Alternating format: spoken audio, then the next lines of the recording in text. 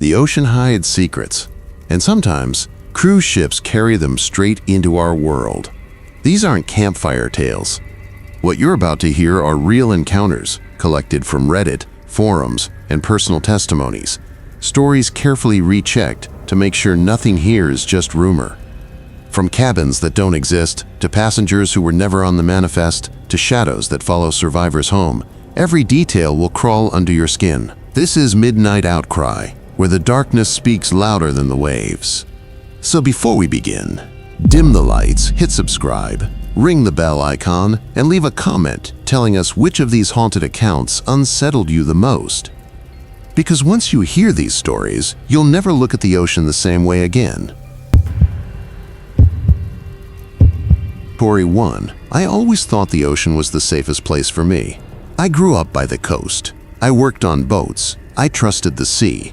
But this cruise, this one trip, shattered every bit of that trust. From the moment I boarded, something felt wrong. Not obvious, not enough to make me turn back, but like the air itself carried a charge, as if the ship was holding its breath. People laughed, music played, cocktails clinked, but underneath it all, there was a weight I couldn't shake. On the very first night, when the captain's voice welcomed us over the speakers, I noticed something strange. His words were cheerful, but in the background, just faint enough that I thought I imagined it. I heard a sound like whispering. Dozens of voices, hushed, overlapping. When the announcement ended, the whispers stopped. I told myself it was interference. Feedback. Anything normal. But the unease grew. Later, I took a walk to the top deck, wanting air. That's when I noticed it. The ship wasn't moving. I know how the sea feels under your feet. The subtle sway, the push of the current. But standing there under the stars, I realized there was no movement at all. No sway, no vibration of engines, nothing. It was as if the ship was frozen in place, perfectly still, though the horizon showed no land in sight. I leaned over the railing, staring at the water. It looked wrong, too dark, too calm. The reflection of the ship stretched downward as though the ocean had no depth, only an endless mirror. That's when I saw the faces. Not clear ones, not all at once, but rippling in the reflection, pale outlines, eyes too wide, mouths open in silent screams. And when I stepped back, they vanished like they'd never been there. I should have gone back to my cabin, should have locked the door, forced myself to sleep. But something in me needed to know what was happening, needed to push deeper. So I stayed at the railing, whispering, "If you're there, what do you want?" For a long moment, silence. Then, the water below rippled, though the air was still. The reflection of the ship shuddered, and the whispering voices I'd heard earlier drifted back, surrounding me like a circle closing in. And then, clearer this time, one voice rose above the rest, a child's. "Don't stay." It was gone as quickly as it came, leaving only the stillness, the dark, and the thundering of my pulse. That night was just the beginning, and every hour that followed pulled me deeper into something I wasn't ready to face. I barely slept that night. Every time I closed my eyes, I swore I heard faint knocking inside the walls of my cabin. Not loud, not rhythmic. Just 3 taps, then silence. Hours later, 2 taps. Then nothing for so long, I'd almost convinced myself I'd imagined it, until it started again. By the time morning came, I was exhausted. But stepping out into the hallway, I realized it wasn't just me. Faces pale, eyes ringed with sleeplessness. No one said anything, but I caught the looks. The way people avoided eye contact, the way whispers died when I passed. Breakfast should have been comforting. It wasn't. The buffet hall was full but strangely quiet. People ate like they were forcing themselves, every scrape of fork and clink of glass too loud in the silence. The crew smiled, but their smiles looked rehearsed, brittle like masks. I sat with a couple I'd met the day before, Tom and Evelyn, retirees from Florida. Tom leaned in, voice low. "Did you feel it last night?" I froze. "Feel what?" "The knocking," he whispered. Evelyn shot him a sharp glance, shaking her head like he'd said too much. But Tom pressed on. "We thought it was the cabin next to us at first, but when I checked, it was empty. No one's staying there." Empty cabins, whispers, the faces in the water. My skin prickled. I tried to laugh it off, to keep myself grounded. But then Evelyn spoke for the first time, barely above a whisper. "They don't like when you acknowledge it." Her words sank into me like ice. I asked what she meant, but she clammed up, her fork scraping across her plate until the sound made my teeth ache. Tom reached for her hand, but she pulled away. The air between them felt heavy, charged. After breakfast, I decided to explore the ship. I thought maybe movement would shake off the dread. But as I wandered through the halls, I kept noticing things that didn't add up. A corridor that ended in a blank wall, even though the deck map showed it should loop back around. Doors with no numbers. Cabins that looked wrong, like the doors were just painted outlines, not real. And then there was the sound. From somewhere deep below, beneath the floors, I kept hearing a slow, dragging scrape, like metal against metal. It seemed to follow me no matter where I went. By the time evening fell, I was shaken enough to consider asking the captain directly what was going on. But when I asked a passing steward where I could find him, the man's smile froze, and his eyes darted past me like someone was watching. "The captain isn't to be disturbed," he said flatly, before walking away without another word. That night, I tried to record everything on my phone, just in case. I left the voice memo running as I lay in bed. Hours later, when the knocking started again, I didn't move. I just listened. In the dark, I heard 3 taps, then 2, then something else. Breathing. Not mine. When I checked the recording the next morning, the blood drained from my face.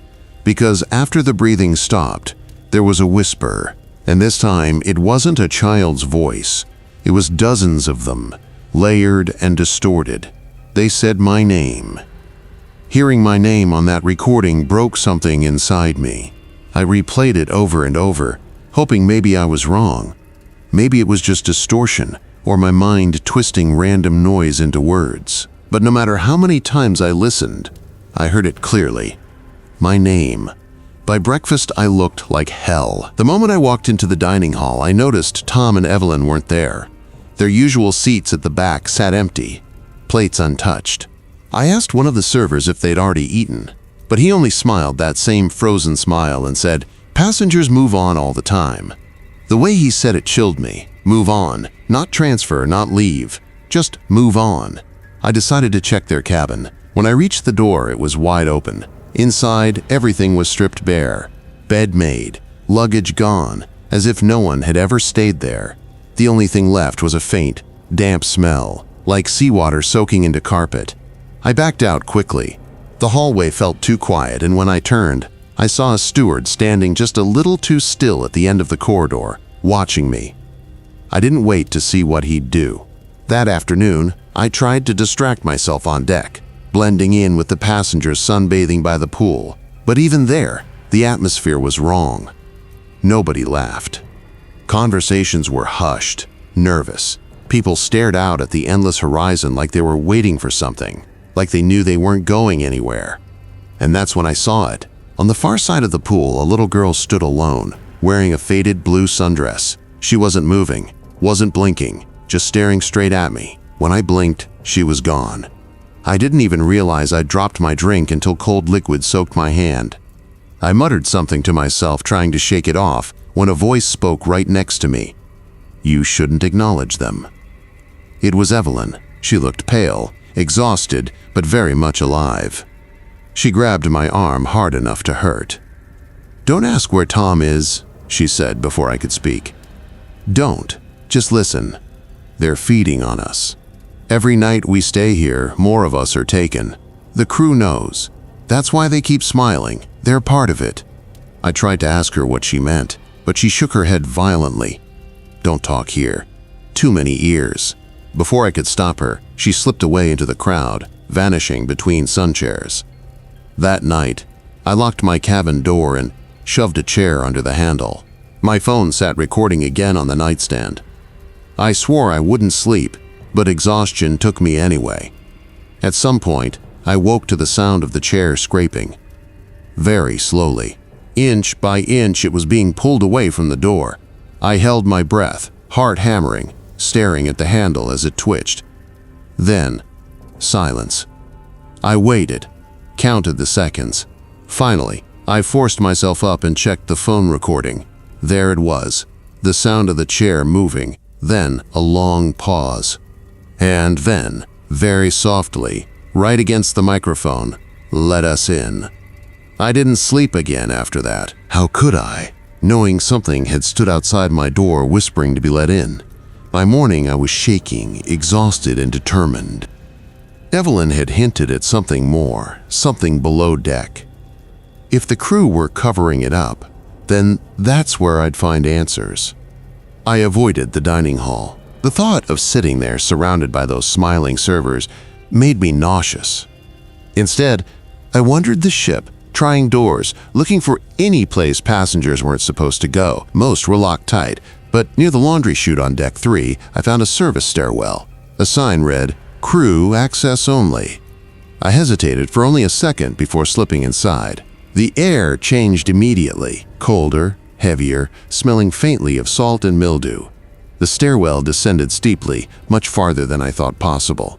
I counted 5 flights, then 6, before the walls began to sweat with condensation. At the bottom, I pushed open a metal door and found myself in a corridor dimly lit by red emergency bulbs.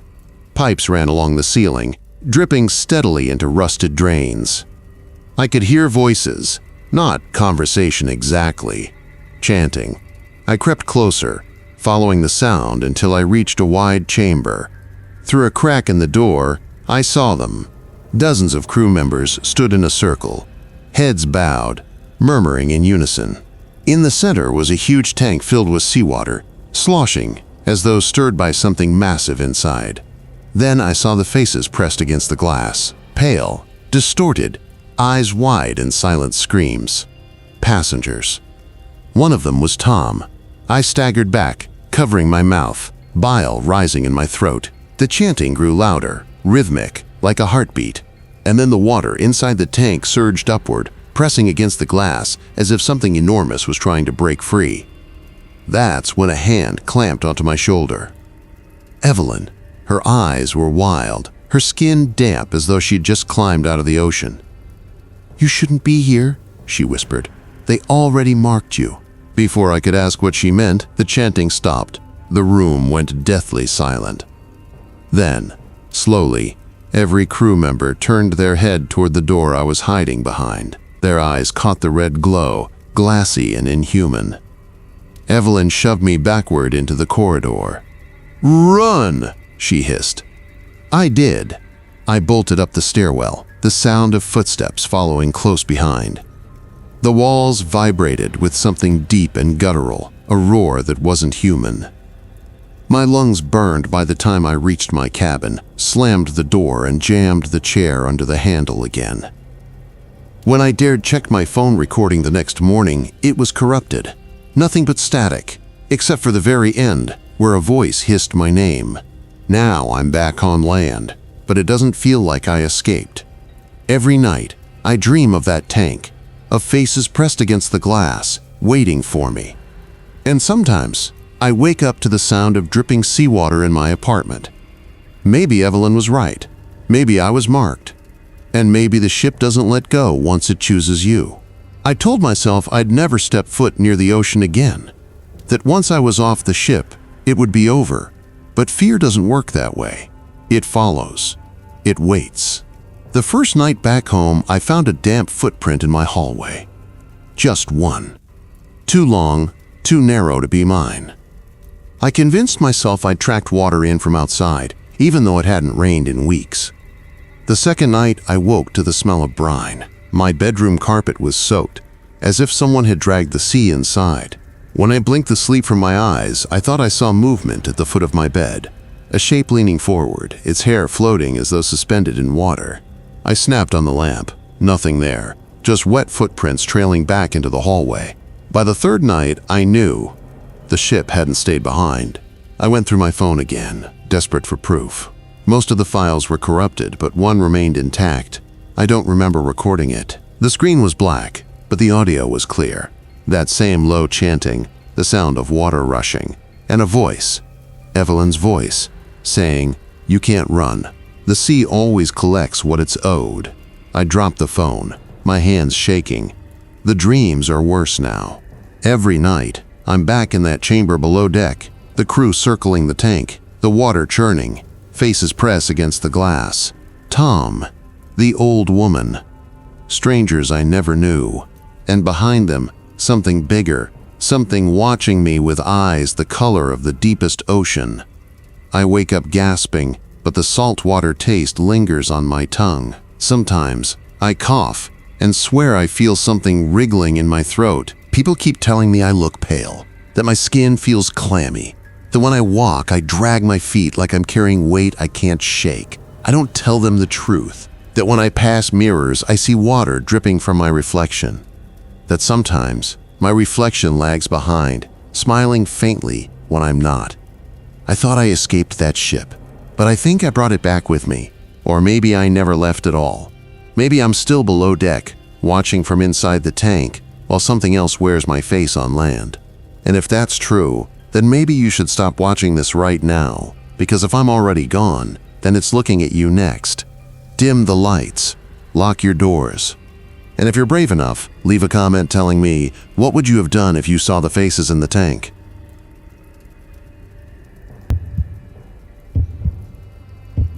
Story 2. You ever book a cruise thinking it'll be the happiest escape of your life, only to feel like you've walked straight into someone else's nightmare? That's how it started for me. I thought this trip would be about cocktails, sunsets, and the sound of waves against the hull. But there's one detail no one prepares you for. Sometimes the ocean doesn't just carry tourists and laughter, it carries secrets. The first night, standing on the deck with the sea air brushing my face, I felt free. People around me were laughing, couples snapping photos, kids running with ice cream cones that melted faster than they could eat them. Everything was loud, bright, full of life. And yet, under all of that, I kept catching myself looking at the ship's windows, rows and rows of cabins, glowing like a floating hotel. Too many windows, too many shadows. You see, I'd been assigned cabin 6B, mid-deck. A standard stateroom, nothing fancy, just a bed, a desk, a small porthole window. And still, the moment I walked in, I had that instant gut drop like I'd stepped somewhere I didn't belong. You know that feeling when a room smells like it's been waiting for you, even though you've never been there before? Yeah, that. I brushed it off at first. Long trip, nerves, excitement, whatever. I unpacked my bag, hung up 2 shirts, set my phone on the nightstand. Normal, completely normal. Except when I opened the top drawer of the desk, there was a folded piece of paper inside. Old, creased, as if it had been opened and closed 100 times. The cruise line always leaves brochures or menus lying around, right? But this wasn't glossy paper or a welcome letter. This was handwritten, in shaky pen strokes. I'll admit, my curiosity always gets the better of me. So I opened it. And the words, God, even now my chest tightens thinking about them, were short, frantic, scrawled like someone had been rushing. If you're reading this, get out of cabin 6B. Do not stay the night. Do not trust the mirror. I swear my pulse froze. At first, I laughed nervously. Maybe it was some weird prank? Some guest before me thinking they were hilarious? Except, who even has access to this drawer?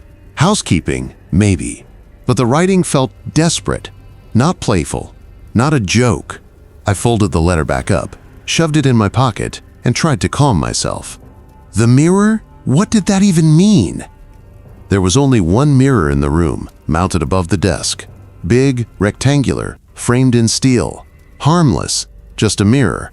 But after that note, every time I glanced at it, it felt heavier. Here's where it got stranger. Around midnight, after I'd showered and climbed into bed, I left the small lamp on because I wasn't ready to sit in full darkness with that stupid letter whispering in my head. The hum of the engine below was steady, almost comforting, and the waves outside tapped gently against the hull. My eyes were closing when, tap, not the waves. This was sharper, like knuckles rapping glass. I sat up instantly, staring at the porthole. Nothing. The sea was black, endless. Nobody could be out there, not in the middle of the ocean. Then it came again. Tap, tap, tap. Except, when I turned, I realized the sound hadn't come from the window at all. It came from the mirror. I swear on everything, I saw it. The faintest ripple move across the glass, like water disturbed. And for a split second, just a blink, there was a face staring back at me. Not mine.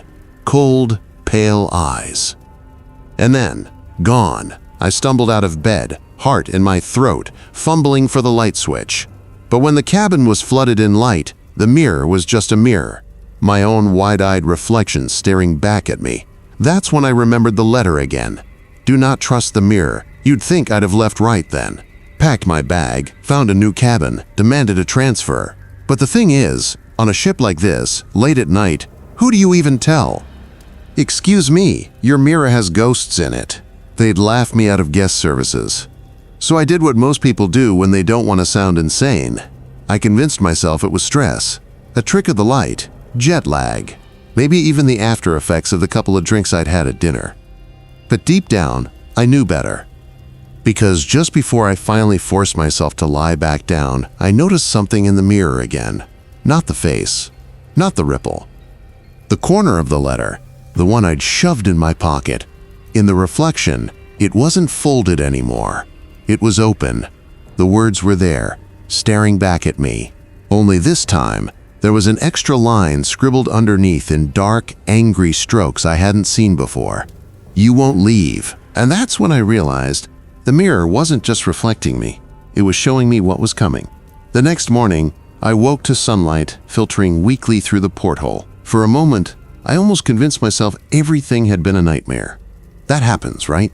You wake up, and reality feels a little safer, the edges less sharp. But then I looked at the desk. The mirror was catching sunlight, throwing it across the room in a narrow beam. Normal. Totally normal. Except for one thing, the letter. I'd left it folded in my pocket before collapsing into sleep, I was sure of it. But there it was, lying flat on the desk, right under the mirror. Unfolded.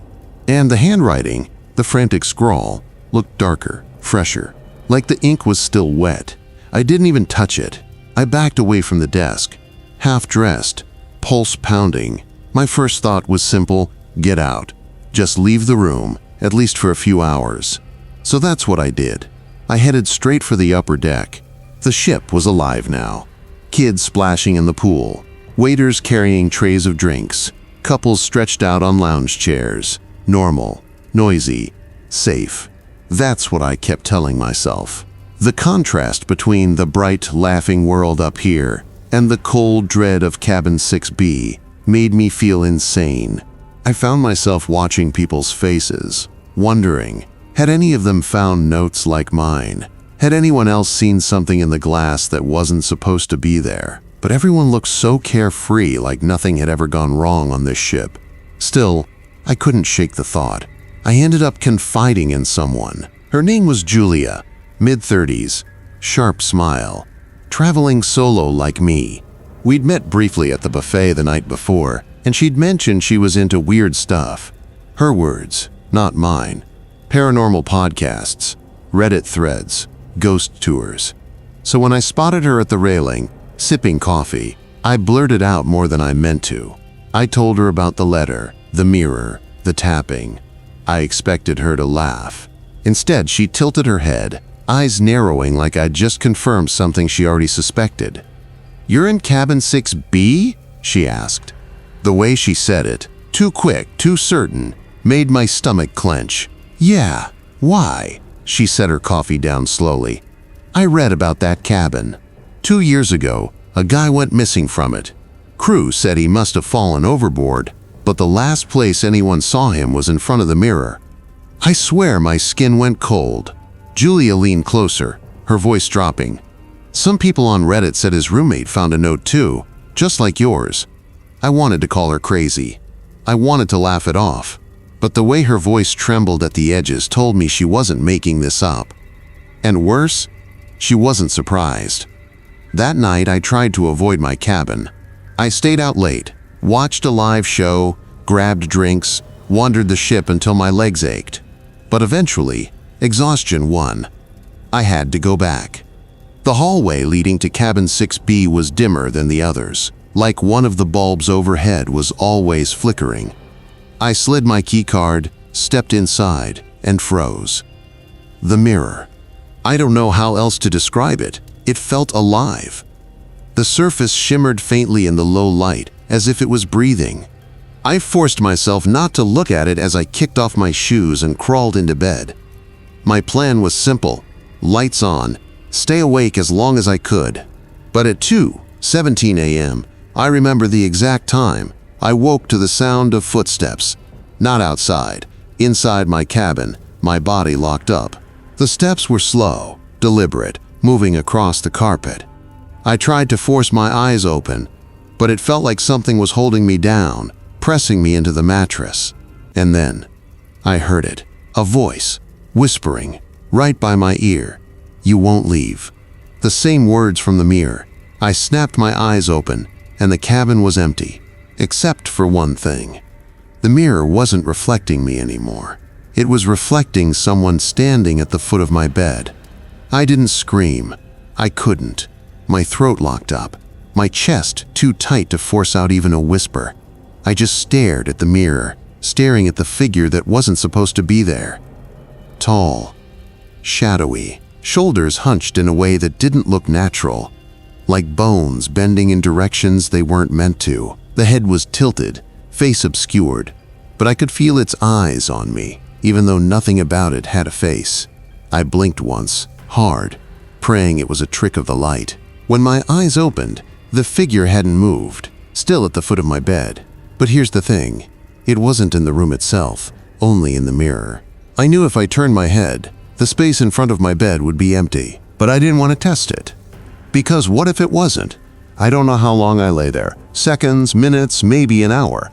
My body wouldn't obey me. My breath came shallow, ragged, and the only sound in the room was the faint creak of the ship moving against the waves. And then, slowly, the figure raised one arm. The hand, or what looked like a hand, pointed at me. That broke me. I bolted upright, nearly falling off the bed, and snapped on every light I could find. The moment the room filled with light, the mirror went back to normal. Just a reflection of me, pale and trembling, eyes wide. The figure was gone. But on the desk there was another note. I swear to you, I hadn't heard anyone come in. I hadn't seen the paper appear. It was just there. Same handwriting. "Stop resisting." My stomach twisted so violently I thought I'd be sick. I stumbled into the bathroom, splashed cold water on my face, tried to convince myself I was losing it. Maybe I'd had too much to drink, maybe my brain was fried from stress. But then I thought of Julia and how she'd looked at me when I mentioned 6B. She knew something. I couldn't stay in that room. At 3 a.m. I shoved on sneakers and went wandering the ship, desperate to find somewhere with life, with noise. The hallways were silent, the kind of silence that feels thick, like sound gets swallowed up. On deck 5, I thought I heard laughter, faint, childlike. I followed it, turning corners, until I realized it wasn't coming from anywhere logical. Every time I turned, it seemed further away, always just out of reach. That's when I bumped into a crew member, or at least, I thought he was crew. White uniform, polished shoes, name tag I couldn't quite make out. But when I asked him where the lounge was, he just looked at me. Not blinking, not moving. His mouth opened a fraction, like he wanted to speak, but no sound came out. Then he turned and walked away, down the hall. I followed him, relief bubbling up, until he turned a corner, and when I rounded it a second later, he was gone. Hallway dead empty. Not a door, not a hatch, nothing. I swear my heart almost stopped. I ran. I didn't even care where. Eventually, I made it to the top deck. The night air hit me like a slap. Cold, sharp, full of salt. For a second, I thought I'd finally found safety. Then I noticed the waves. They weren't moving right, not rolling or crashing like normal waves. They were rising, slowly, rhythmically, like something beneath the surface was breathing. And when I leaned over the railing, straining my ears against the wind, I heard it again. The whisper, "You won't leave." This time, it wasn't just one voice. It was a chorus. I stumbled back from the railing, the wind tearing at my clothes, my hair whipping across my face. The whispers hadn't stopped. They rolled with the sea breeze, slipping into my ears no matter how I tried to cover them. "You won't leave. You won't leave." Over and over, like the tide itself was chanting my name. I didn't realize someone else was up there until a hand gripped my arm. "Don't look too long." It was Julia. Her eyes were wide, darting back and forth like she expected someone to drag her away. She looked thinner than before, her skin pale and stretched. "What the hell is happening?" I begged her. My voice cracked, my words almost lost to the wind. "What's in my room? What's with the notes?" She shook her head furiously.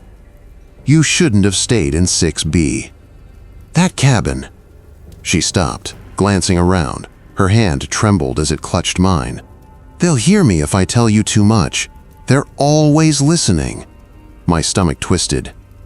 "Who? The crew?" "No." Her lips barely moved as she whispered. "The ship." The way she said it, like it wasn't a metaphor but a fact, made my skin crawl. Before I could ask more, the ship's loudspeakers crackled. A voice boomed across the deck, though it wasn't the usual cheery announcements about dinner or activities. "Passenger Julia Green, please report to Deck 2. Passenger Julia Green." Her face drained of all color. "They know," she whispered. "I shouldn't have spoken to you." I tried to grab her, hold her back, but she slipped free with a strength I didn't think she had. She bolted for the stairwell, disappearing into the ship's belly before I could stop her. For a long time, I just stood there, shaking. Then I heard it. The creak of the deck behind me. When I turned, every deck chair was facing me. Neat rows, aligned perfectly, all pointing toward where I stood. I swear they hadn't been like that when I came up. My chest clenched, and I ran back inside, heading straight for my cabin. Because stupidly, even after everything, that still felt like the only place that was mine. But when I opened the door to 6B, I froze. The lights were off. The mirror reflected faint moonlight spilling through the porthole, and Julia was standing in the reflection. Except she wasn't in the room, just the mirror. Her face pale, her mouth opening and closing like she was screaming silently underwater. Her hands pressed against the glass from the inside. I staggered back, slamming the door shut, heart hammering so hard I thought I might pass out. When I opened my eyes again, the note was there. On my pillow this time.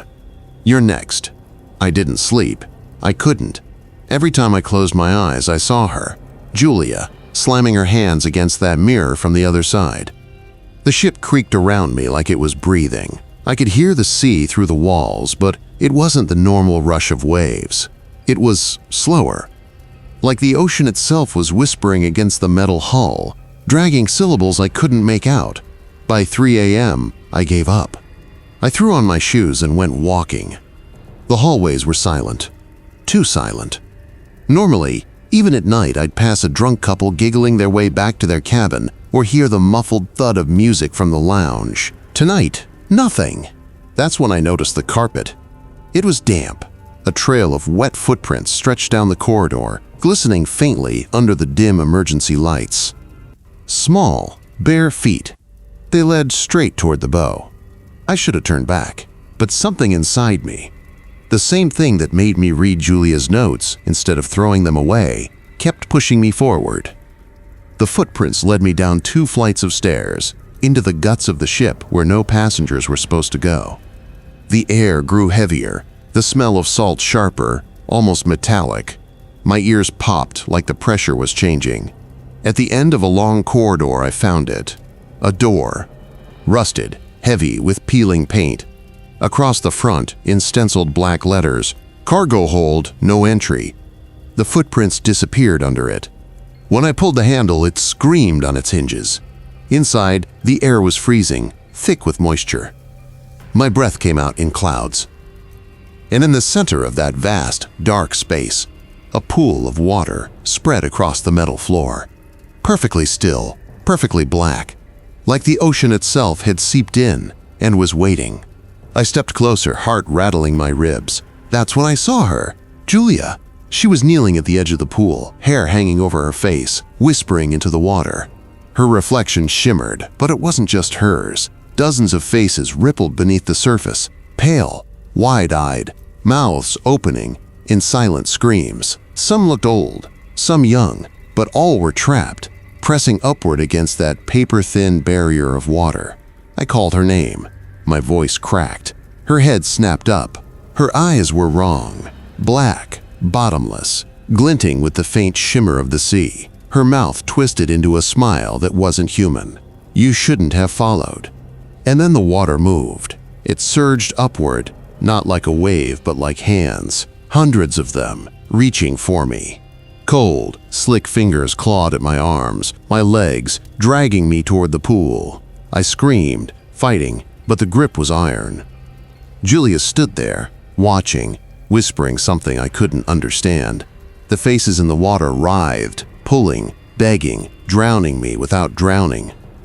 The last thing I saw before I went under was her smile. And then there was only darkness.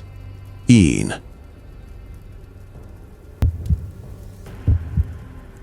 Story 3. Sometimes, the places we think will bring us closer together only reveal how far apart we really are. A quiet cabin in the woods, a weekend away from the noise. What could possibly go wrong? For most couples, it's an escape. For some, it's the start of a nightmare. Jake and Marissa weren't in trouble yet, but cracks had started to show. He worked long hours in construction, shoulders always sore, patience always thin. She was an artist, a painter, who craved attention Jake didn't always have left to give. So when Marissa suggested a weekend retreat in a remote part of Oregon, Jake agreed, even if it meant losing phone service and sleeping in a cabin that looked older than both of them combined. They arrived just before sunset. The dirt road leading to the cabin was lined with skeletal pines that swayed and groaned as though whispering to one another. The cabin itself looked staged, too neat, too clean, like someone had taken pains to make it appear untouched. A stone chimney, moss creeping up its base, and windows that seemed a little too reflective. Jake unlocked the door, the old brass key turning with a squeal. The smell hit him first. Cedar, damp stone, and something faintly metallic. Marissa didn't notice. She was already smiling, running her hands along the rough wooden walls, calling it charming. Inside, everything was simple. A kitchen with worn counters, a small living room with a stone fireplace, and a single hallway leading to 2 bedrooms. The air was cooler inside than it should have been, considering the day's heat. Jake rubbed his arms, trying to shake the chill. The first odd thing happened within minutes. Marissa went to open a drawer in the kitchen and froze. Inside were children's toys, wooden blocks, a cracked porcelain doll, a faded deck of cards. None of them looked modern. The paint was chipped, the cloth doll fraying at the seams. Marissa laughed nervously, saying, "Guess this place has history." But Jake noticed something she didn't. The dust inside the drawer had been disturbed. Recently. That night, the silence was heavier than either of them expected. Forest silence wasn't like city quiet. It pressed in from all sides, filled with tiny cracks, distant groans, and the occasional scream of some bird far off in the trees. Marissa fell asleep quickly. Jake didn't. He lay on the stiff mattress, staring at the ceiling beams when he heard it, the faint creak of footsteps in the hallway. Slow, even, too heavy to be an animal. He held his breath, listening. The steps stopped just outside their bedroom door. Jake waited for a knock, for Marissa to stir, for something, but nothing came. Just silence. Finally, he told himself it was the house settling. old wood, old nails. He rolled over, forcing his eyes shut. But at 3 in the morning, something woke him again. Marissa was sitting upright in bed, eyes wide open, staring at the corner of the room. Jake whispered her name, but she didn't answer. Her lips moved slowly, like she was mouthing words to someone. Jake sat up, heart thundering. He followed her gaze. The corner was empty. Yet the longer he looked, the colder the air became. His breath came out in faint white clouds, and then, soft, almost too soft to catch, he heard a child's giggle. The giggle was faint, but unmistakable. Not a creak. Not the groan of the old cabin. A child's laughter. Playful, almost taunting. Jake froze, scanning the corner where Marissa's eyes were still locked. She didn't blink, didn't even move as the sound faded into silence. "Marissa," he whispered, shaking her shoulder. She blinked suddenly, like snapping out of a trance. Her head jerked toward him, confusion flooding her face. "What?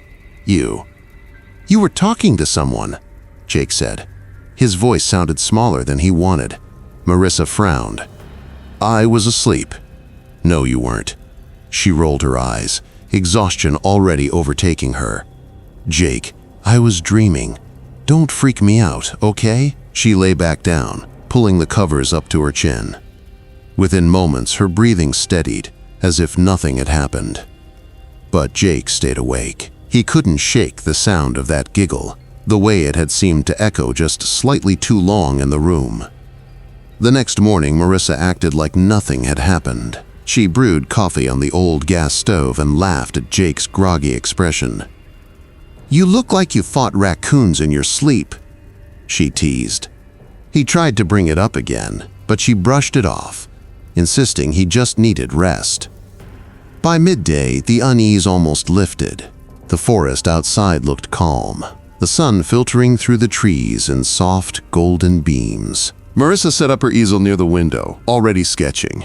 Jake chopped wood, the rhythm helping clear his mind. For a few hours, it almost felt like a normal weekend away. But that peace broke just before dinner. Marissa came back inside from washing her brushes, pale as chalk. "Jake," she whispered, "you need to see this." He followed her to the side of the cabin. The ground there was damp from a recent rain, but what caught his eye wasn't the mud. It was the footprints. Small, bare, child-sized. They led from the tree line directly toward the cabin wall, stopping just below the window of the room where they'd slept the night before. Jake crouched down, touching the indentations. The soil was still pressed fresh, not yet filled in by wind or time. "Could be an animal," he muttered, though even as he said it, he knew he was lying to himself. "Animals don't leave feet," Marissa whispered sharply. That night, they locked the doors and windows, dragging a chair under the knob just in case. Marissa tried to laugh it off, but her hands shook when she set down her wine glass. Around midnight, Jake stirred awake again, not to footsteps, but to a sound that turned his blood to ice. The unmistakable creak of the rocking chair in the living room. Slow. Steady. Squeak. Pause. Squeak. Jake sat up, straining his ears. Marissa's eyes fluttered open, and he could tell instantly she heard it too. The sound continued for nearly a full minute before stopping abruptly. Silence. Then, drifting up from the living room like a thread pulled too tight, a soft lullaby, off-key, hummed in a voice too young to belong in that cabin. Jake's breath caught in his throat. He didn't dare move. Marissa gripped his arm so tightly her nails dug into his skin. And then, just as suddenly as it began, the lullaby stopped. But not before one final note seemed to whisper through the house, chilling them both to the bone. Jake couldn't take it anymore. Every instinct told him to stay in bed, to lock himself in, and wait for dawn.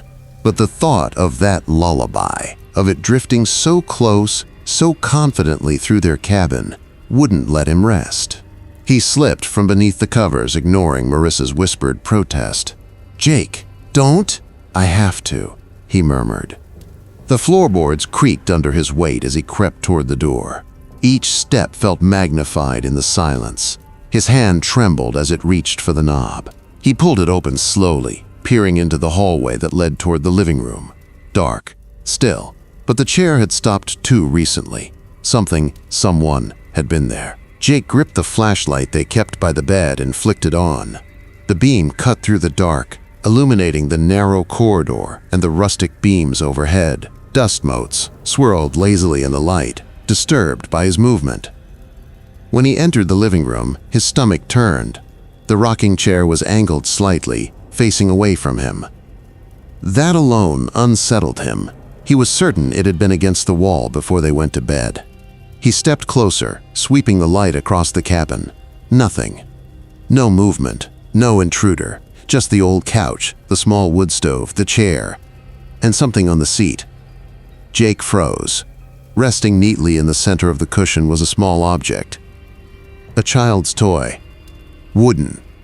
Hand-carved. A little horse. Its surface was worn smooth, like it had been held and loved for years. Jake's skin prickled. He turned slowly, scanning the room again. His heart thudded against his ribs. "Marissa," he whispered hoarsely. She stood at the hallway's end, pale, clutching the doorframe. Her eyes darted to the toy, and she shook her head in disbelief. "That wasn't here before." Jake swallowed hard, forcing words past the tightness in his throat. We don't own that." The silence in the cabin deepened, pressing against them both. Marissa's gaze flicked toward the window. Jake followed her eyes and felt ice in his veins. Just outside, pressed against the glass, was the faint outline of a handprint. Small, child-sized, and wet, as though it had just been placed there. Marissa clapped a hand over her mouth. Jake stumbled back, nearly dropping the flashlight. The rocking chair creaked once, just once. Enough to make them both lurch toward each other. The toy horse toppled onto the floor with a dull thud. Jake's chest heaved. He wanted to throw the toy into the fire, but something in him knew better, knew that might be worse. Instead, he backed slowly toward Marissa, keeping his eyes on the window. But the handprint was already fading, as though the glass had never been touched. Behind them, from the hallway they'd just come through, came the faint sound of footsteps. Light, quick, like a child running barefoot. Marissa clutched his arm. "Jake, it's inside." Jake didn't think. He grabbed Marissa's hand and yanked her into the hallway. The flashlight beam quivered as he swung it left, then right, following the faint patter of footsteps echoing through the cabin. They weren't heavy enough to be an adult's. They had that unmistakable lightness, the sound of someone small darting playfully, carelessly, but there was nothing playful about it. Jake's gut told him this wasn't a game. They pressed their backs against the wooden wall, breathing hard. Marissa squeezed his arm, her nails digging into his skin. "It's just us, Jake. Just us." She kept whispering it, like a mantra, but her trembling gave her away. The footsteps stopped. The silence was suffocating, the kind that made your ears ring. Jake tightened his grip on the flashlight and stepped forward. The beam sliced through the dark until it landed on the end of the hallway. That's when they saw it. A shadow, small, childlike, standing perfectly still. It was facing them. Jake's heart hammered so loudly he thought it might give him away. The flashlight trembled in his hand. "Who's there?" he demanded, his voice breaking despite the attempt at firmness. No response. Marissa tugged at his arm. "Jake, don't." But he took a step closer. The beam flicked across the shadow's edges. For a moment, he thought he saw long, tangled hair, a pale face, eyes too dark, too deep for the light to catch. Then the shadow flickered, like static on an old TV, and vanished. Marissa gasped.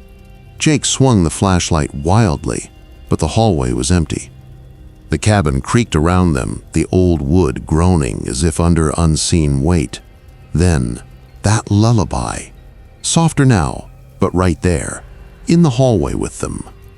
It came from nowhere and everywhere at once. A voice that wasn't truly a voice, lilting and sad. The same melody from the rocking chair. Jake's throat tightened. He whispered, "Why us?" The answer came in the form of a thud from behind them. The living room. They spun around, rushing back down the hall. The toy horse was no longer on the floor where Jake had left it. It was standing upright on the windowsill, facing outside, as if waiting for someone. Marissa shook her head, her voice breaking. "Jake, this isn't random. This thing knows us." The lullaby grew louder, wrapping around them until Jake felt dizzy. His knees weakened. He could almost see movement just beyond the glass, shapes in the dark. Children. Dozens of them, faint, pale figures swaying just beyond the trees, as though the woods were full of them, and every single one was humming. Jake froze at the window. His breath fogged the glass, but beyond it, the forest shimmered with pale shapes. Children, dozens, maybe more, stood in the tree line, their little bodies unmoving, their faces pale blurs. Yet the hum, that lullaby, came from them in one terrible harmony. Marissa stumbled backward, clutching the wall. "They're not alive, Jake. Those aren't children." Jake swallowed hard, his voice cracking. "Then what the hell are they?" The toy horse clattered against the glass. No wind, no movement. It simply fell, as though invisible hands had nudged it. The humming stopped. A silence so deep it pressed on their chests filled the cabin. Then, footsteps, tiny ones, inside. Jake spun, shining the flashlight toward the hallway again. His blood ran cold. They weren't in the woods anymore. They were inside. The pale figures crowded the hallway, shoulder to shoulder, their dark eyes unblinking. Their mouths moved, but no sound came out, except for one figure in the middle, a little girl in a torn nightgown, her hair hanging in a tangled curtain. She stepped forward, raising her hand, pointing directly at Jake. His skin prickled. He forced out a whisper, "What do you want?" The little girl opened her mouth. When she spoke, her voice wasn't childlike. It was layered, echoing with countless voices, deep and hollow. "Stay!" Marissa screamed, grabbing Jake's arm. No, we can't." But before she could finish, the children surged forward, their pale forms filling the room, hands reaching, icy and relentless. Jake's flashlight flickered, the beam sputtering. He felt hands on his arms, pulling, clawing, not painful, but cold enough to burn. The lullaby swelled again, but now it was inside his head, drowning out his thoughts. Marissa fought against them, thrashing, but Jake saw the truth. They weren't trying to hurt her. They were pulling her toward the rocking chair. The chair rocked violently now, slamming against the floor as though demanding someone to sit. Jake lunged, shoving figures aside, grabbing Marissa's hand. "We're leaving!" he shouted. But her eyes were wide, fixed on the little girl in the nightgown. Marissa's lips trembled. "Jake, I think one of them is her." Jake blinked. "Her who?" "My sister," Marissa whispered. "The one who vanished when we were kids." The little girl tilted her head, and for a fleeting second, Jake saw it. Her face, younger but familiar. Marissa sobbed, reaching forward. "It's really you." Jake yanked her back.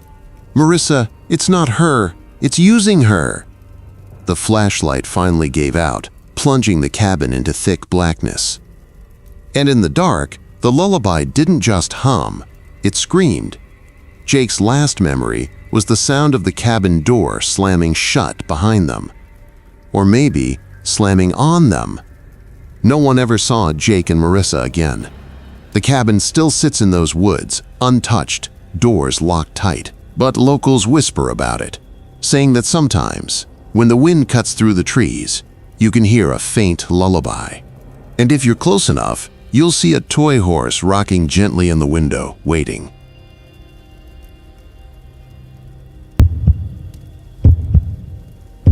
Story 4. I still remember the first night.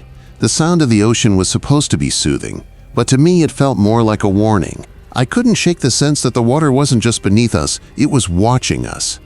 My name is Daniel, I'm 34, and I work as a freelance travel photographer. I booked this cruise not just for relaxation, but to gather content. Sunsets over open seas, smiling faces, luxury dining. I thought it would be the perfect portfolio booster.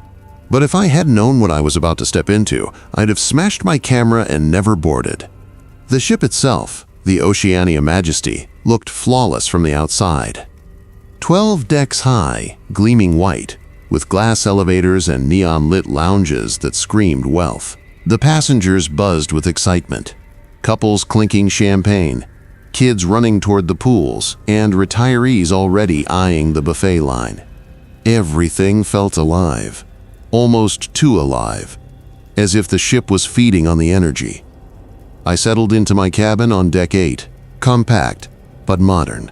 A queen bed, a wall-mounted TV, a bathroom so small you could brush your teeth while showering. The air smelled faintly metallic, like salt mixed with iron. My neighbors were a chatty honeymoon couple from Texas and an elderly man who introduced himself as Edward. He seemed polite, but distant, like someone who didn't really want to be noticed. That first evening, I joined the welcome dinner in the grand dining hall. Hundreds of guests in formal wear, chandeliers swaying ever so slightly with the motion of the sea. The waiters smiled too wide, like they'd been told to hold their expression no matter what. Halfway through my meal, I noticed something off. A table in the far corner, dimly lit, with 3 people sitting perfectly still. No laughter, no conversation, not even eating. Just staring forward, hands resting on the table. When I looked back a minute later, the table was empty, as if no one had ever been there. I brushed it off. First night jitters. Maybe they'd just left quickly. But when I got back to my cabin, the hallway lights flickered and buzzed. For a second, I thought I heard a voice whisper my name, soft, dragging, right behind me. I spun around, camera bag slipping from my shoulder. Nothing, just the endless carpeted corridor stretching into silence. The next morning, during breakfast on the open deck, I overheard 2 crew members arguing quietly near the railing. I couldn't catch everything, but one line froze me in place. "Don't put him near the list. He can't know what's on deck 4. The words repeated in my head long after they walked off. What list? What was on deck 4? Guests weren't allowed below deck 5. I knew that from the safety briefing. By afternoon, the mood shifted. Clouds rolled in fast, turning the sky from blue to bruised gray. The ship's PA system crackled with a cheerful voice announcing just a short patch of weather, nothing to worry about. But I watched as the horizon disappeared into thick mist. Passengers whispered about how sudden it came. And that's when I noticed Edward, the old man from next door, standing alone at the railing, lips moving like he was praying or reciting. He caught me watching, and for a moment, his eyes looked wrong. Not old and tired, but wide, almost glowing in the dim light. That night, sleep was impossible. My cabin was freezing, even though the thermostat was set to warm. At 2:47 a.m., I woke to the sound of running water. I thought maybe I'd left the bathroom tap on. But the sound wasn't coming from the bathroom, it was coming from under the bed. When I leaned down, camera flashlight trembling in my hand, the carpet was damp, soaked through as if seawater was seeping up from the floor itself. And then I heard it. A voice from beneath the bed, muffled, like someone speaking through water. "Don't stay here." My breath caught. My first instinct was to grab my things and run to the hallway. But when I opened the door, the corridor was pitch black, lights completely out. And in the darkness, faint outlines moved, slow, deliberate shapes drifting silently toward me. I stood frozen in the doorway, one hand clutching the knob, the other holding my weak beam of light against the dark. The figures in the corridor weren't walking like normal passengers. They moved in slow, unbroken glides, shoulders stiff, their heads just slightly tilted. Not a word, not a breath, just that sound of fabric brushing against the walls as they drew closer. My gut screamed to slam the door and lock it. But the moment I shut it, the air inside the cabin turned heavier, like the pressure had doubled. The temperature plummeted. My breath fogged. The damp carpet was colder, wetter, as if I'd stepped barefoot onto ice. I grabbed my camera out of reflex, not for safety, but for proof. Maybe I thought if I recorded it, I could rationalize it later. The lens fogged instantly, as though the air itself rejected being captured. When I replayed the footage seconds later, all I saw was static and faint shapes darting too close to the lens, like faces pressing against glass. At dawn, everything looked normal again. Sunlight poured through the curtains, the hallway was lit, the carpet was dry. Not a single drop of water remained. If not for my pounding chest and the static-ridden video on my memory card, I would have believed I'd dreamt it. I forced myself to act normal that morning. Had breakfast with other passengers. A family laughed nearby, kids splashing syrup on waffles, while the captain made a cheerful announcement about a beautiful day at sea. But when I glanced across the room, Edward, the old man, was seated at a table by himself, staring straight at me. He raised his glass in a slow, deliberate toast, though his expression was anything but celebratory. That's when I decided I needed answers. I pretended to explore the ship for photos, but really, I was watching the crew. That's how I noticed patterns. Certain hallways the staff avoided, doors marked "Authorized personnel only" that seemed to breathe when you passed them, as if something inside was alive. And every night, without fail, a group of crew members disappeared into a stairwell leading down to Deck 4. They never came back up together. Always separately. Always with their eyes downcast. By the third night, I couldn't take it anymore. I followed them. The stairwell was colder, darker, lined with pipes that hissed like whispers. The deeper I went, the more my chest tightened, like the air didn't want me there. Halfway down, I froze. Someone was sobbing. A woman, her cries muffled but desperate. I leaned over the railing, looking into the shadows below. That's when I saw a shape clinging to the pipes. A soaked figure, hair plastered to her face, skin pale blue. She looked up at me. Water dripped from her mouth as she whispered, "You shouldn't be here." I stumbled back, my flashlight shaking wildly. The sobbing stopped. The stairwell was empty again. Heart racing, I rushed back up, nearly colliding with a young crew member carrying a tray of supplies. His eyes widened when he saw me. He dropped his voice low, almost a hiss. "Go back to your cabin, now, before they put you on the list." The list. Again. That cursed word. I wanted to press him, demand an explanation, but his face went pale and he shook his head violently. Then, as quickly as he'd appeared, he turned and vanished down the hall. That night, I couldn't shake the dread. I barely ate, barely moved. The ship had started to creak louder, groaning against invisible waves. Passengers whispered about the strange fog that never seemed to lift. And at 3:00 a.m., my cabin phone rang. I picked it up with trembling hands. A man's voice, deep, wet, like it bubbled through water, spoke only 3 words. "Deck 4, tonight." The line went dead. My skin prickled. I didn't know if it was a warning or an invitation, but I knew one thing. I wasn't safe anymore. Not in my cabin, not in the dining hall, not anywhere on that cursed ship. And worse, I had the terrible suspicion that someone, or something, already knew my name. I sat on the edge of my bed until the mattress dipped beneath me, staring at the cabin phone as though it might ring again. It didn't. The silence that followed was worse than the call itself. Thick, patient, like the ship was holding its breath. Deck 4. Every instinct told me to stay put, to lock the door and pray the ship reached land soon. But that phrase, the list, kept echoing in my skull. If there really was a list, and I was on it, then waiting in my cabin felt like lying down in a grave and pulling the dirt over myself. So at 2:45 a.m., I left. The corridors were eerily empty. No late-night wanderers, no crew members bustling around. Just me and the sound of the ship creaking against the waves, each groan echoing through the metal walls like something alive. The fluorescent lights flickered overhead, buzzing weakly, then cutting out for seconds at a time. Every blackout stretched too long, and when the lights returned, I swore the hallway had changed. The carpet damp, the wallpaper swollen with water stains. When I reached the stairwell, the air shifted. Cold, wet, like the breath of a drowned body. My flashlight beam caught patches of condensation running down the walls, collecting into tiny rivulets that dripped onto the steps below. The descent felt endless. At the base, a narrow hallway stretched into darkness.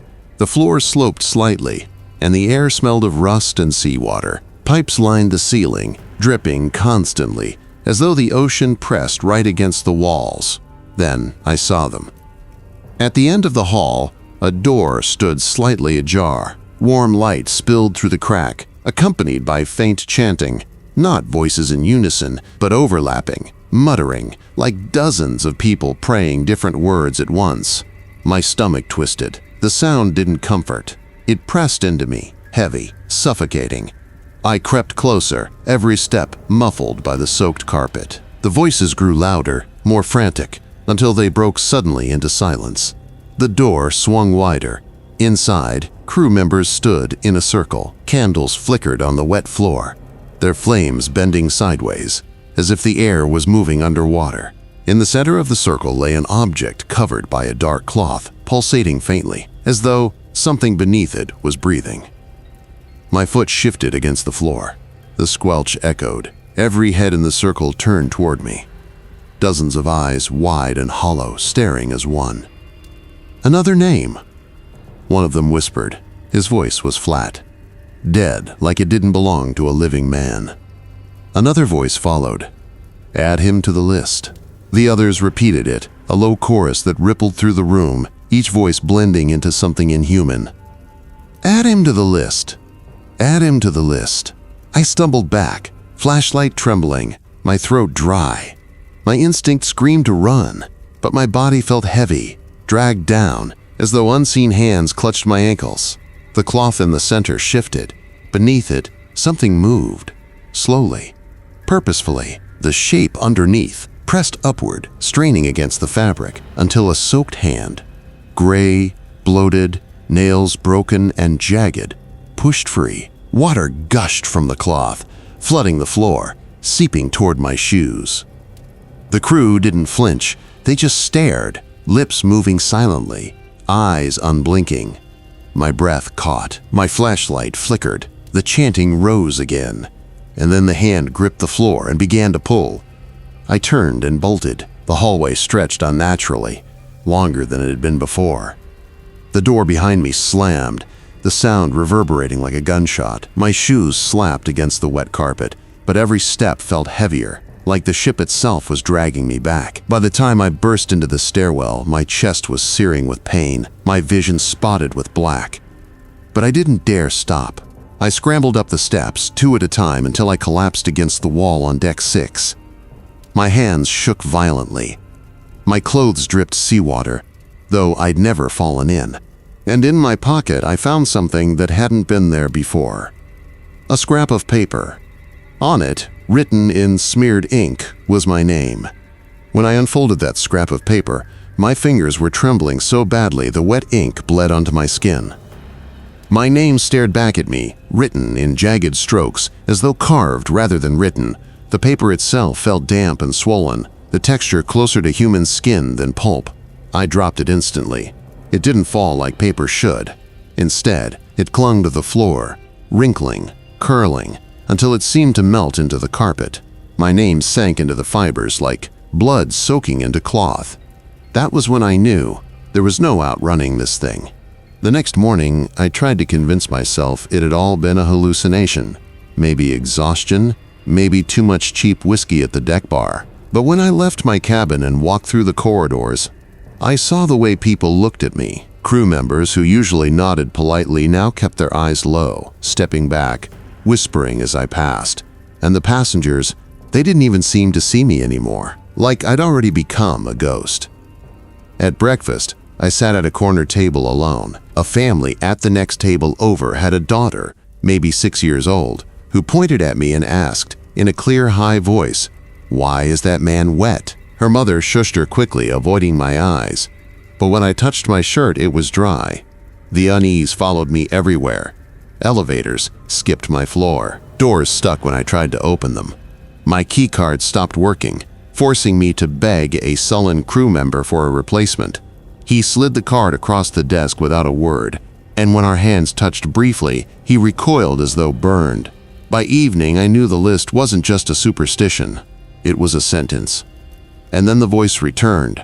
Not through the phone this time, not through whispers in the walls. It came from directly behind me as I stood at the railing, staring out at the endless black water. "You were chosen." I spun, heart hammering, but no one was there. Just the empty deck chairs swaying gently with the ship's motion. The voice came again, closer now, curling inside my skull. "Don't resist. The sea always collects her due." I stumbled backward, gripping the railing until my knuckles turned white. My breath came in shallow gasps, fogging the night air. And then I saw them. Out in the water, shapes moved alongside the ship, dozens of them. Their heads bobbed just above the surface, pale and bloated, eyes reflecting the deck lights. Their mouths hung open, water spilling out with every swell, and they were keeping pace with us, perfectly, effortlessly. One lifted its hand. The same gray, rotting hand I'd seen beneath the cloth. It pointed directly at me. I staggered back, nearly toppling one of the deck chairs. My legs shook so violently I could barely stand. I wanted to scream for help, but the words jammed in my throat. Then, from the corner of my vision, I noticed someone else. A passenger, maybe mid-40s, standing at the far end of the deck. She was staring into the ocean too, frozen in the same terror. Slowly, she turned her head toward me. And in her hand was the same slip of paper. Our eyes locked. She lifted hers just enough for me to see the smeared ink. Her name. She gave the slightest shake of her head. Not in denial, more like warning, and then the lights flickered. When they came back, she was gone. Only her paper remained, plastered to the wet deck, ink already fading as if her name had been erased from the world. The paper with her name still stuck to the deck when I forced myself to approach. The ink was bleeding, dripping toward the railing as if being pulled into the sea. I bent down, close enough to feel the wet cold radiating from it. The letters vanished before my eyes, leaving nothing but a blank, soggy scrap that dissolved between my fingers. I should have run to the captain. I should have demanded answers, begged for help, anything. But deep down, I already knew what would happen. The captain had seen this before. The crew had too. That's why they looked at me like that. Not pity, not confusion. Resignation. I wasn't the first name, and I wouldn't be the last. That night, I couldn't sleep. The walls of my cabin pulsed with faint sounds, like waves inside the plaster. At first, it was a steady rhythm, the same beat as the ocean against the hull. Then the sound shifted. It became whispers, so low I had to press my ear to the wall to catch them. 4 a.m. Deck 4. Over and over. A chant. A summons. I stayed in bed, trembling, trying to ignore it. But the air grew colder, damper. My sheets clung to me, soaked as though I'd been dragged from the ocean. The clock glowed 3:59. When it ticked over to 4:00, the door of my cabin creaked open by itself. I didn't decide to move. My body just obeyed. I stepped barefoot into the corridor, the carpet squishing under my weight, though no water was visible. The hallway stretched longer than I remembered, bending subtly downward, funneling me toward the lower decks. Every turn, every stairwell, I knew where to go. I'd never been to Deck 4 before, but my feet carried me unerringly, and then I was there. It wasn't like the rest of the ship. The air smelled of salt and decay. The walls dripped. A single flickering light buzzed overhead, casting more shadow than illumination. In the center of the corridor stood a figure. Not crew, not passenger. Something in between. Its face blurred, as if I was looking at it through rippling water. But its hands were clear, gray, swollen, fingers long and stiff. The same hand that had pointed at me from the waves. It held out a book, leather-bound, soaked through, the cover warped. When it opened the book, I saw rows upon rows of names.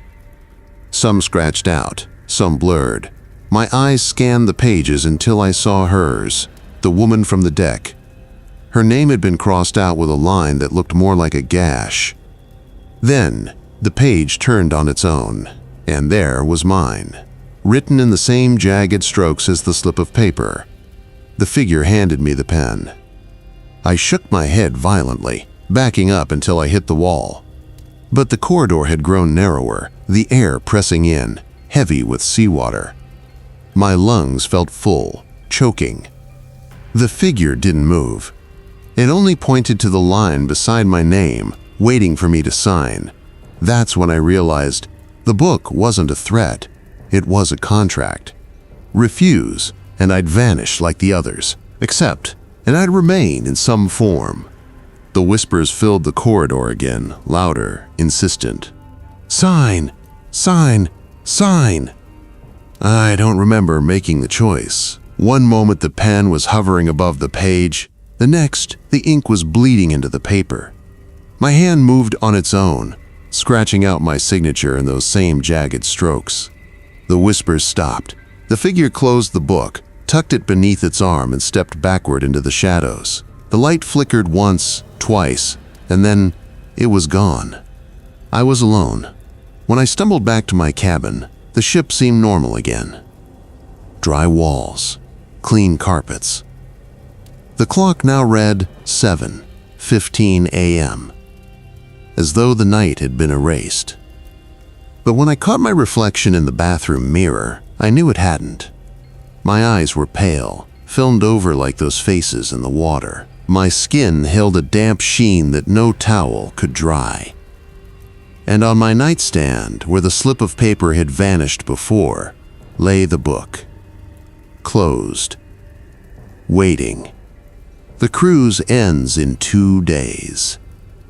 But I don't think I'll be leaving with the rest of the passengers, because when I open that book again, there are still empty lines left to be filled. Story 5. I never thought I'd step foot on a cruise ship, not because I was afraid of the water or anything. I grew up in Michigan, right on Lake Huron, and spent half my summers swimming until my skin wrinkled like paper. No, cruises just never felt like my thing. Too flashy, too staged. I'm an EMT by trade, used to 12-hour shifts, sirens, and blood on my uniform. The idea of floating around in a floating hotel with all-you-can-eat buffets and cheesy karaoke nights, it sounded like something for people who wanted to pretend life wasn't messy. But my sister, Melissa, wouldn't let it go. She booked the tickets as a, quote, healing trip.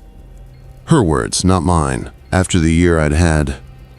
The failed engagement, the overdose call that still woke me in sweat at night.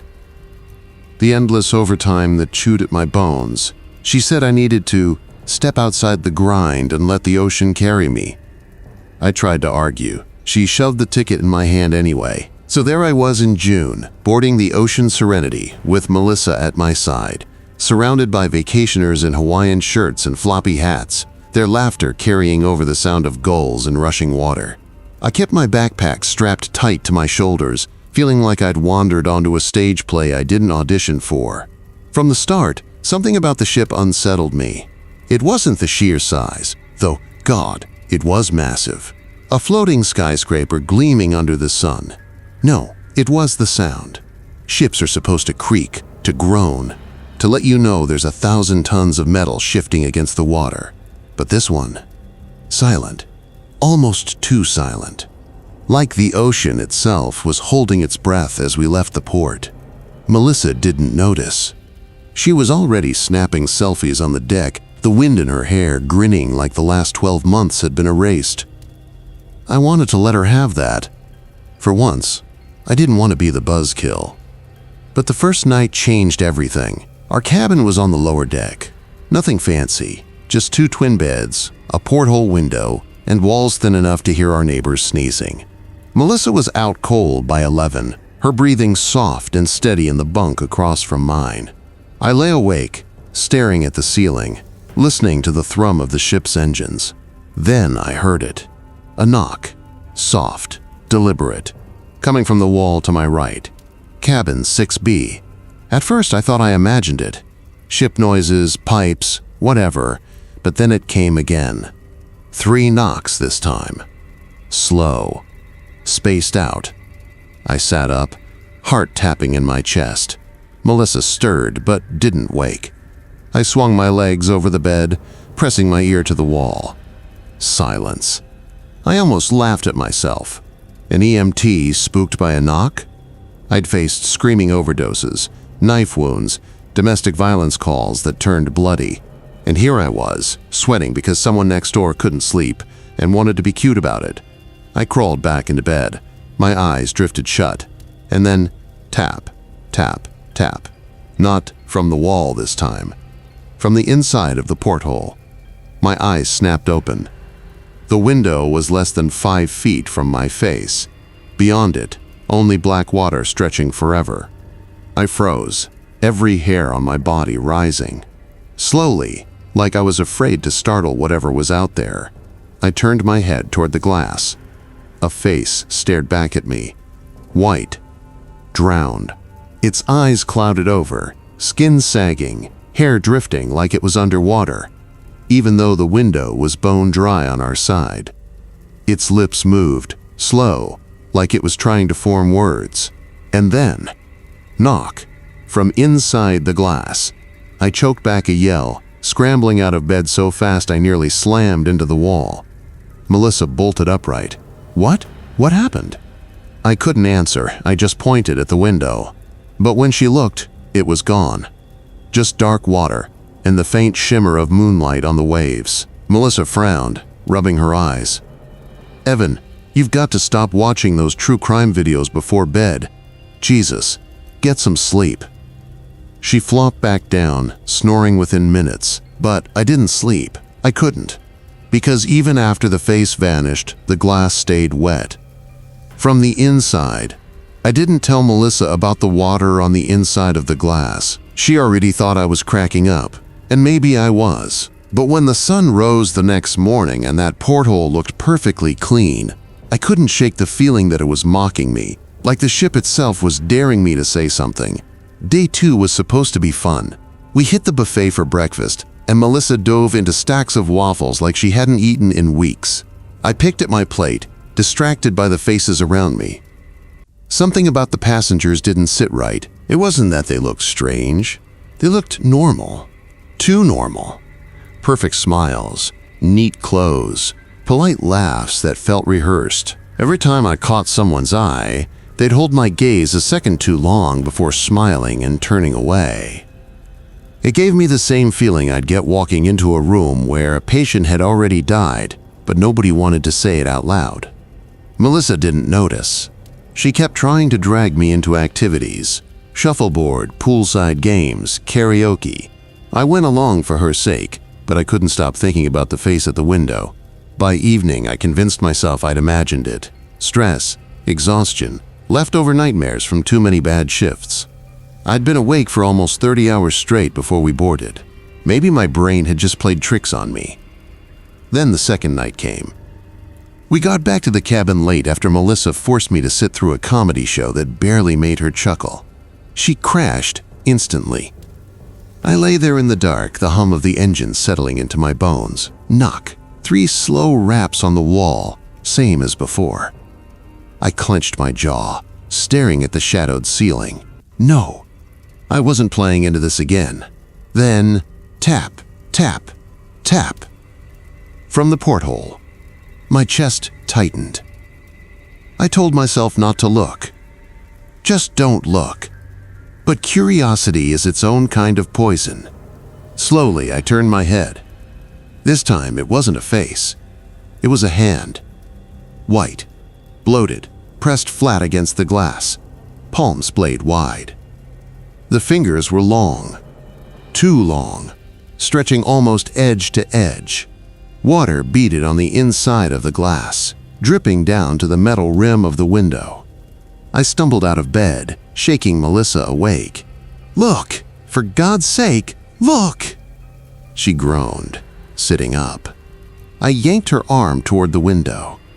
But the hand was gone. The glass was dry. Melissa pulled away, glaring. "Seriously? You dragged me out of bed for nothing? I knew this trip was a mistake. You're not even trying to relax."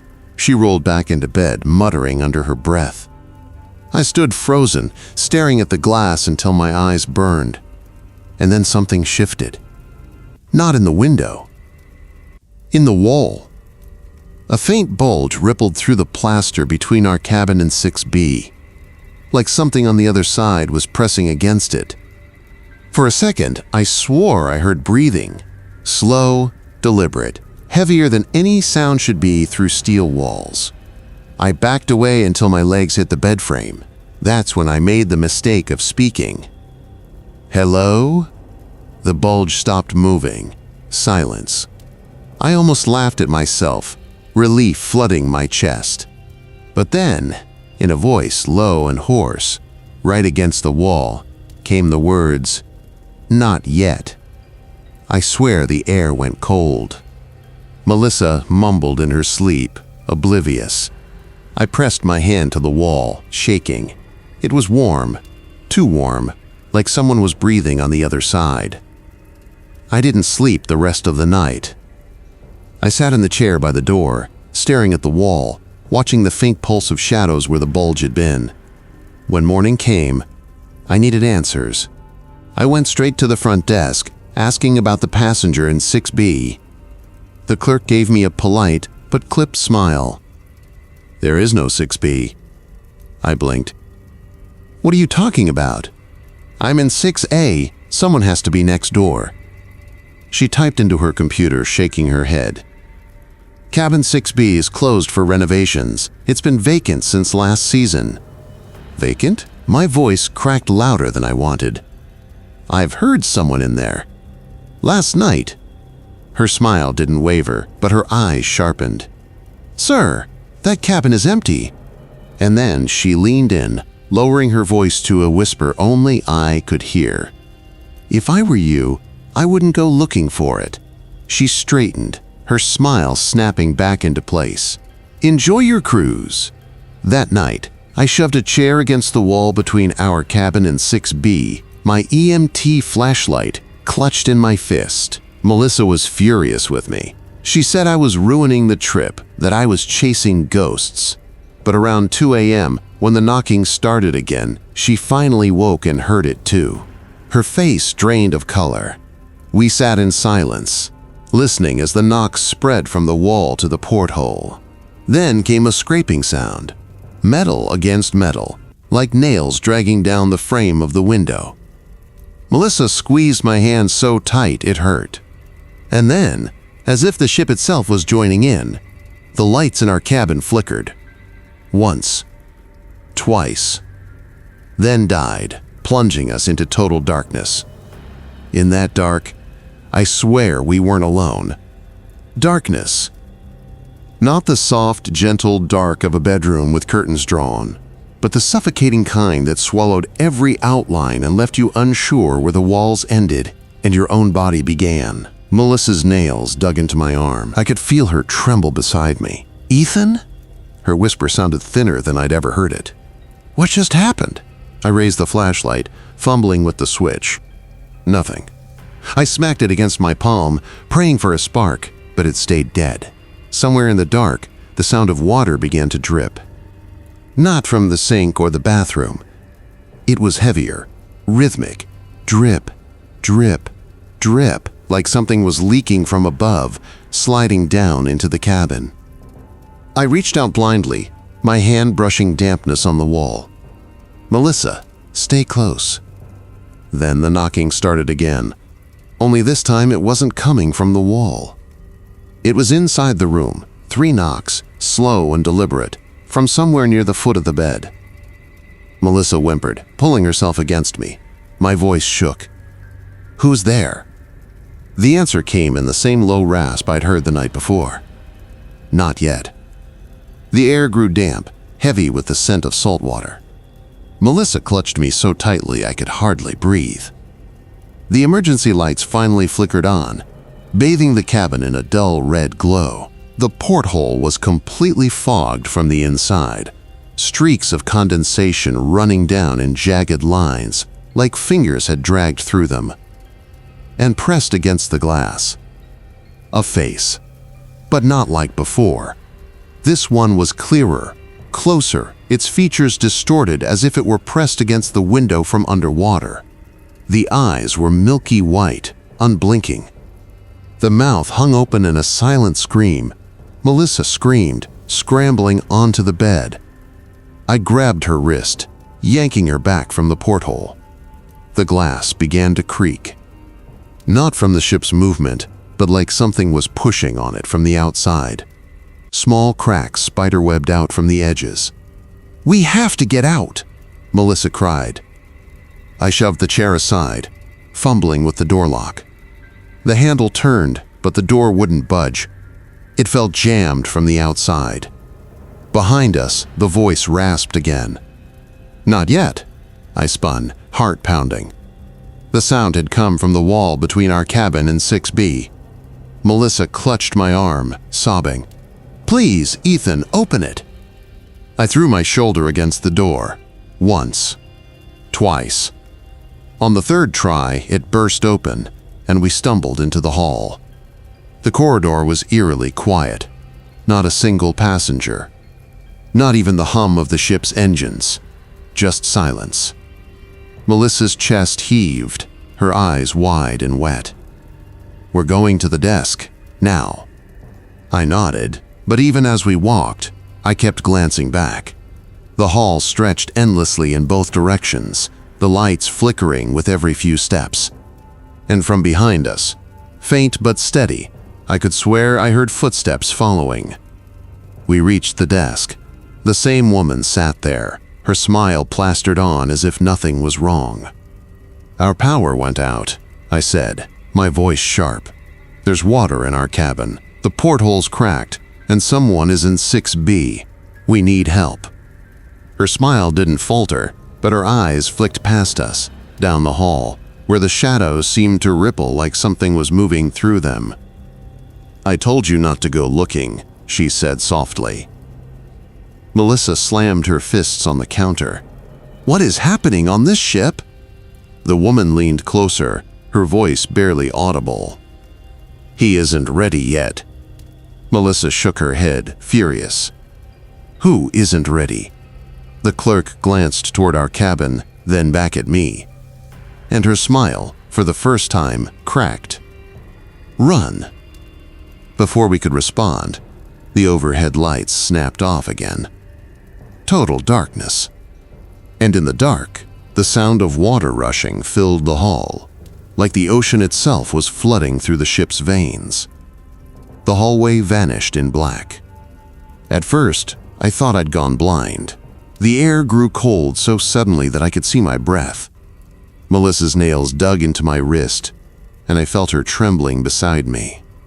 "Ethan," she whispered, "it's here." The sound of rushing water grew louder, like a broken pipe bursting open, flooding the decks. Only it wasn't coming from one place. It was everywhere. The walls dripped. The carpet squelched underfoot. The air itself tasted of salt. I fumbled for Melissa's hand. "We move. Now, follow me." We stumbled forward through the dark, guided by nothing but instinct. The hall stretched impossibly long, longer than it had ever been, every step echoing like we were walking inside a cavern. Somewhere behind us, something slapped the floor. Wet footsteps. Slow, deliberate, slap, slap, slap. Melissa whimpered, "Don't look back, Ethan." I wanted to obey, but curiosity is poison. I glanced over my shoulder. Through the dark, I caught the faintest outline of a figure. Tall, hunched, dripping wet, dragging something long across the floor. His head hung low, his hair plastered to his face as though he'd just been pulled from the ocean. The footsteps quickened. I yanked Melissa forward. "Run!" We sprinted, the floor beneath us slick with seawater, the corridor bent at odd angles, the ship's geometry twisting in ways that didn't make sense. I could hear the figure gaining on us. Each slap of its bare feet on the floor sent vibrations up my spine. Up ahead, a door appeared, glowing faintly out of place against the warped hallway. A lifeboat access, maybe. "Go!" I shoved Melissa through first, slamming the door shut behind us. We found ourselves in a stairwell. The emergency lights buzzed dim red overhead. My chest heaved, lungs burning, but Melissa grabbed me, her eyes wild. "Ethan, I saw him. I saw his face." Her words tumbled out between gasps. It was pale, bloated, like he'd been underwater for weeks. But his eyes, she shivered violently. They were wide open, white, like he was drowning even as he stood there. I tightened my grip on her shoulders. "We're not going back there. We're finding someone who can help us. A captain, a crew member, anyone who isn't." The door behind us rattled. Once. Twice. 3 sharp bangs. Melissa screamed, and I pulled her down the stairs 2 steps at a time. The sound followed us. Knocks, dragging, wet slaps echoing against the steel walls. We burst into another corridor. This one wasn't empty. Passengers stood in the middle of the hall. At least a dozen of them. They were soaked, their clothes dripping, their skin pale. None of them spoke. None of them moved. They just stared at us with hollow, lifeless eyes. Melissa froze, clutching my arm. "Oh my God, Ethan! They're not real!" I shook my head. "There's something. Keep moving." We edged forward, weaving through the figures. Their heads turned slowly to follow our movement. One man's jaw hung open as though dislocated, seawater spilling from his mouth in steady streams. Melissa gagged. "This isn't happening." We made it past them, nearly to the end of the hall, when a voice rasped right beside my ear. "Not yet," I spun. No one was there. Melissa's scream tore through the air, and I turned back just in time to see it. At the far end of the corridor, lit by the failing red lights, stood the figure from 6B. This time, he wasn't just watching. He was walking toward us. His wet clothes clung to his skin, every step leaving a trail of water.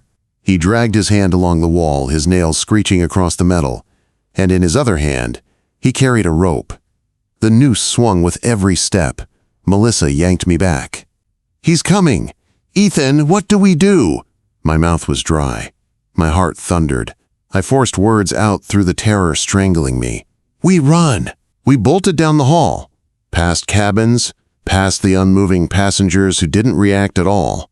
The man's footsteps grew louder, faster, until it felt like he was right behind us. We turned a corner and slammed into a crew member, a tall man in uniform. His flashlight blinded us for a second. "Hey, what the hell are you doing down here?" he barked. Melissa clutched him desperately. "You have to help us.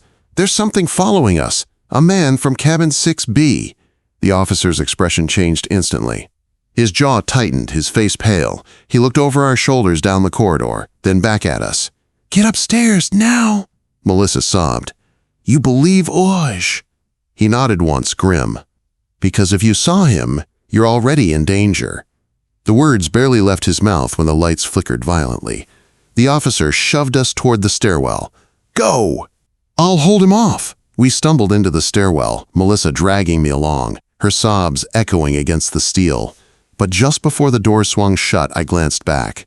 The officer stood with his flashlight raised, and the figure from 6B was only a few feet away. When the door closed, I heard the officer scream. Then, silence. We ran. Our legs barely kept pace with our fear. Melissa clung to me like she'd drown if she let go, her sobs tearing through the metal stairwell. I don't even remember how many flights we climbed before bursting into a corridor lit by sterile fluorescent light. It was quiet here. Too quiet. For a moment, I thought maybe, just maybe, we'd escaped. But then I saw the puddles. Water seeped from beneath the cabin doors. Long trails glistened across the carpet, stretching toward us like veins. And every single door number we passed read the same. 6B. Melissa stopped short, her voice breaking.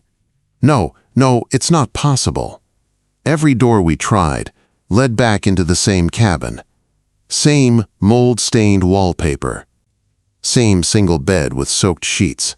Same porthole, showing a black, endless ocean. Melissa clutched her head, spinning. We're trapped.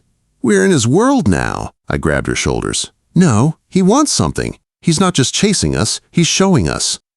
As if summoned by the words, a door creaked open behind us. We turned. The figure stood in the threshold, soaked to the bone. His pale, bloated face sagged unnaturally, lips split, water dripping from every pore. His eyes, those wide, drowned eyes, locked on us. The noose swung gently in his hand. Melissa shrieked and backed into me. My instincts screamed to run, but my body was frozen, chained to the floor by terror. The man raised the rope. Not to us, to himself. And in that instant, I saw it. His lips moved soundlessly, over and over, shaping one word. Help, Melissa gasped. Ethan, he doesn't want us dead. He wants us to finish what he couldn't. The figure stepped closer, water spilling into the hall with every stride. He dropped the noose at my feet. The rope writhed like a living thing, curling toward me. My hands shook violently. I can't do this. Melissa bent down, eyes wide, horrified yet transfixed. If we don't, maybe he keeps us here forever, like the others. Behind him, the hallway warped. Dozens of pale, drowned figures emerged from the doors, their blank eyes fixed on us. Passengers, crew, all of them claimed by 6B. They whispered in unison, voices gurgling with water. Join us! Melissa grabbed the rope, thrusting it into my hands. Her face was wet, not just with tears, but with the salt water seeping into the air. Do it, Ethan. Set him free before he takes us. The drowned man loomed inches away, staring down at me with pleading eyes. I don't remember making the decision. My body moved on its own. I looped the noose over his head. The moment the rope touched his neck, he smiled. Then the world collapsed in water.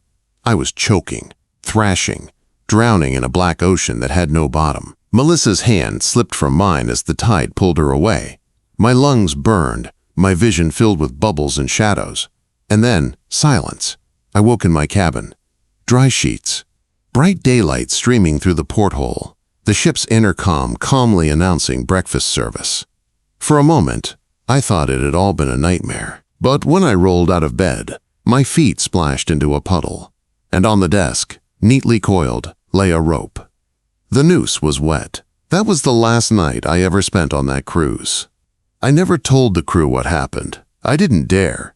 When we docked, I walked off the ship like nothing had happened, smiling, nodding, playing along. But every night since, I hear dripping water near my bed. And sometimes, in the corner of my eye, I catch a man standing in the shadows, his neck bent slightly to the side, just waiting. Cabin 6B doesn't just stay on the ship. It follows you. So now I'll leave you with the question that keeps me awake every night. Was I supposed to set him free, or did I just take his place in the curse? Think about that the next time you book a cruise. Dim the lights, subscribe to Midnight Outcry, hit that bell so you don't miss what comes next, and tell me in the comments. And